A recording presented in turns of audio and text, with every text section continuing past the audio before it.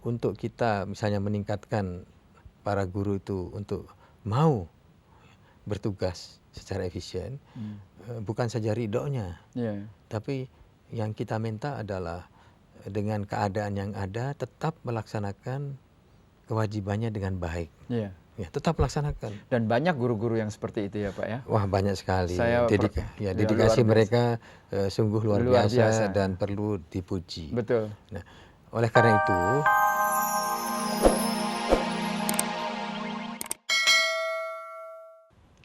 Assalamualaikum warahmatullahi wabarakatuh. Para pemirsa Hikmah Fajar, pertama kita bersyukur kepada Allah Subhanahu wa Ta'ala pada pagi hari ini kita dapat bertemu kembali. Salam dan salawat kita sampaikan kepada junjungan kita Nabi besar Muhammad Sallallahu Alaihi Wasallam. Bersama kami pagi hari ini adalah Bapak Profesor Dr. Insinyur Wardiman Joyonegoro. Assalamualaikum warahmatullahi wabarakatuh. Waalaikumsalam. Bagaimana Pak kabarnya? Terima kasih. Sehat-sehat. Terima kasih. Kelihatannya Bapak pagi ini segar sekali. Terima kasih. Baru jogging. Oh, baru jogging. Ya, luar biasa. Perlu ditiru ini oleh yang lain-lain, Pak. Ini Pak Wardiman sebagai Menteri Pendidikan dan Kebudayaan Republik Indonesia. Sangat berat ya Pak ya tantangannya pada saat sekarang ini. Saya ingin sekali bertanya, dan kita ini Hikmah Fajar memang bicara masalah agama. Tetapi bukankah agama itu juga masalah segala-galanya Pak ya? Baik. Di dalam kehidupan kita ini. Konsep pendidikan dan kebudayaan yang Bapak maksud, yang dimaksudkan oleh GBHN ini apa Pak? Ya, dalam GBHN sesungguhnya sudah terang, yaitu mendidik putra Indonesia, di mana kalimat pertamanya itu sudah disebut yang beriman dan bertakwa kepada Tuhan Yang Maha Esa. Kemudian baru yang lain-lain, dan akhirnya pendeknya harus mandiri. Gitu. Itu satu. Yang kedua adalah di dalam GBHN juga disebut bahwa sumber daya manusia itu peningkatan kualitasnya menjadi tujuan utama dari pembangunan. Lalu yang ketiga, ini dalam jenjang teknis adalah bahwa pendidikan itu harus terkait dengan pembangunan. Nah, jadi 3 konsep yang ditetapkan dalam GBHN itu harus dijabarkan. Nah, tentunya masih ada satu pesan yang sangat mulia yang ada dalam pembukaan Undang-Undang Dasar 45, yaitu mencerdaskan kehidupan bangsa. Ini Pak ya, kalau saya mendengar beriman dan bertakwa sudah diletakkan nomor 1 begitu. Bagaimana menurut Bapak? Apakah Bapak puas atau kelihatannya ini banyak yang harus kita kerjakan? Problem-problem apa itu yang muncul di permukaan? Jadi di sini beriman bertakwa adalah tujuannya agar anak didik kita menjadi iman dan bertakwa. Jadi dalam proses belajar mengajar itu iman dan takwa itu harus ada, itu pertama.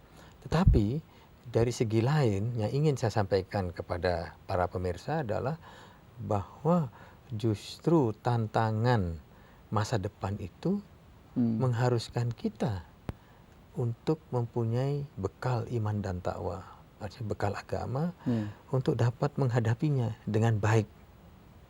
Misalnya saya katakan, kita sedang dalam suatu transformasi yang sangat cepat dari budaya agraria ke budaya industri. Budaya industri itu membawa nilai-nilai baru, wawasan baru yang kadang-kadang asing bagi yang memeluk budaya agraria ini. Dan itu harus dengan cepat. Berarti kita harus terbuka agar apa? Menerima nilai-nilai baru agar pembangunan kita tidak tersendat-sendat. Nah, dalam terbuka inilah menerima nilai-nilai baru ini, kita perlu ada iman takwa. Kalau tidak, nanti kita hanya memilih nilai-nilai yang ya tidak cocok dengan budaya kita, tidak cocok dengan iman dan takwa kita. Ya, maksud Bapak itu kalau umpamanya tadi kan transformasi ya Pak ya, dari agraris ke industrialis. Ya. Contohnya saja seseorang yang biasanya selalu guyup, berkumpul gitu, sekarang sudah mampu harus individunya muncul secara mandiri ya Pak ya. Tadi dikatakan harus mandiri. Tetapi kemandirian ini rupanya kalau hanya kemandirian saja berbahaya tanpa iman dan takwa, begitu Ya, Pak? betul. Maksudnya tidak kemandirian, tetapi Individualistis. saya ambil contoh yang ini agak terlalu gampang. Dalam rangka industrialisasi, maka kita harus yang disebut individualisme. Harus kita pupuk juga supaya dia itu mempunyai motivasi untuk maju. Ada juga mungkin sedikit materialisme, sedikit saja. Gitu. Artinya tidak saja dunia akhirat yang dilihat, tetapi dunia nyata juga dilihat. Dengan demikian dia dengan adanya sedikit materialisme kan dia harus punya motor atau harus punya pakaian dan sebagainya. Nah, tetapi harus ada batasnya.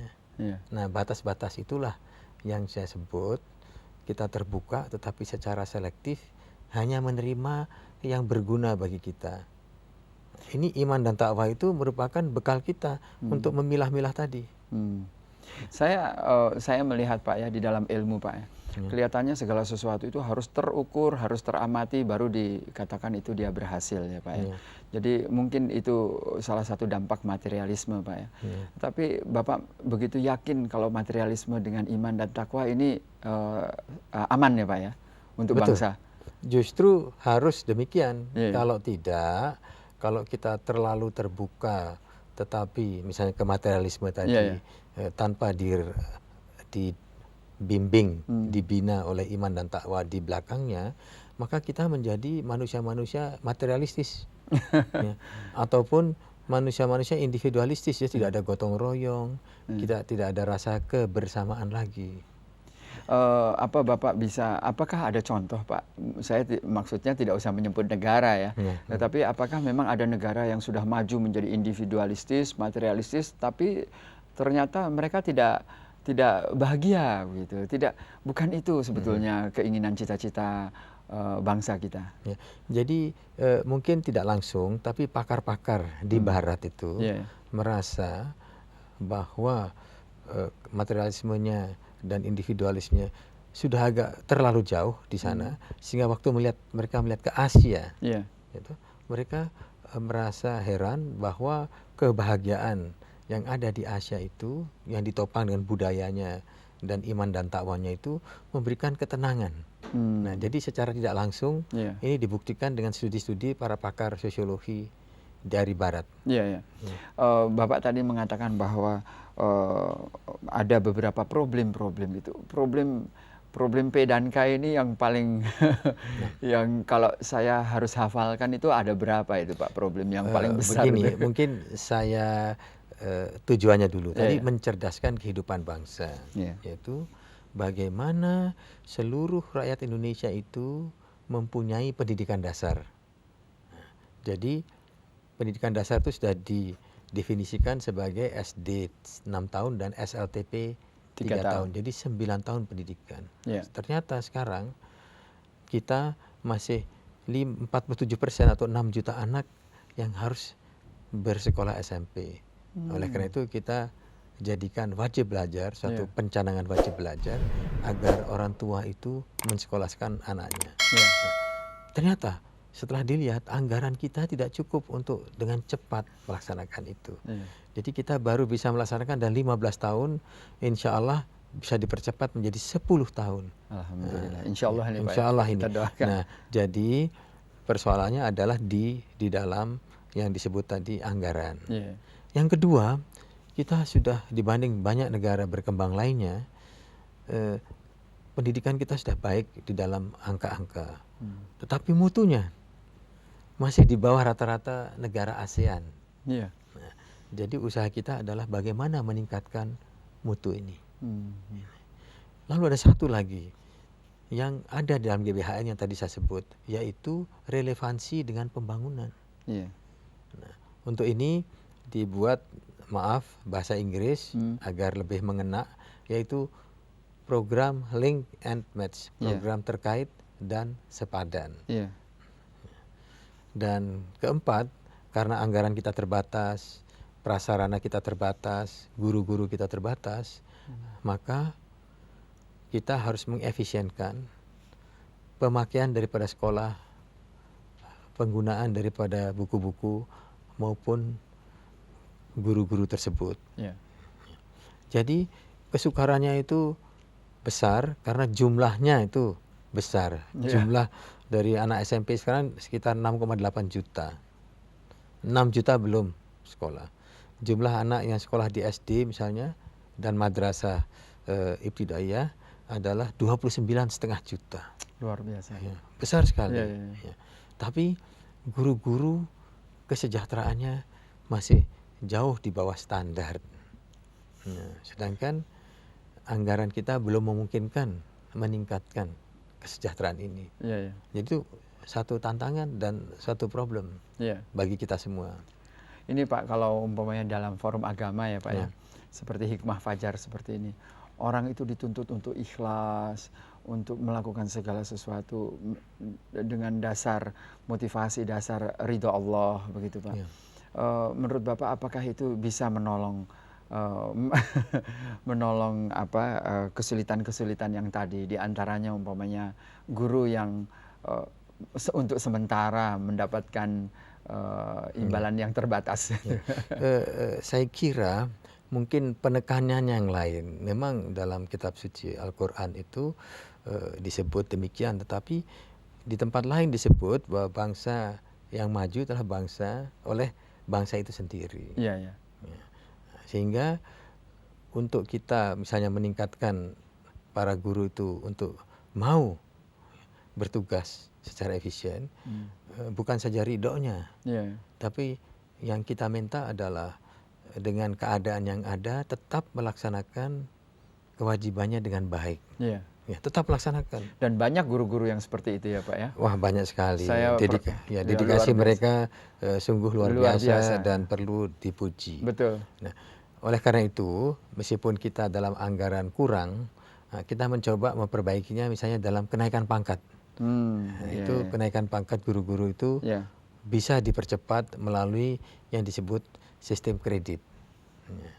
Insya Allah ini ya Pak ya. Insya Allah. Saya pernah melihat itu Pak ya, ada sebuah tayangan tentang seorang guru di Kalimantan Tengah gitu, yang harus mendayung pergi dari satu kampung ke kampung. Betul.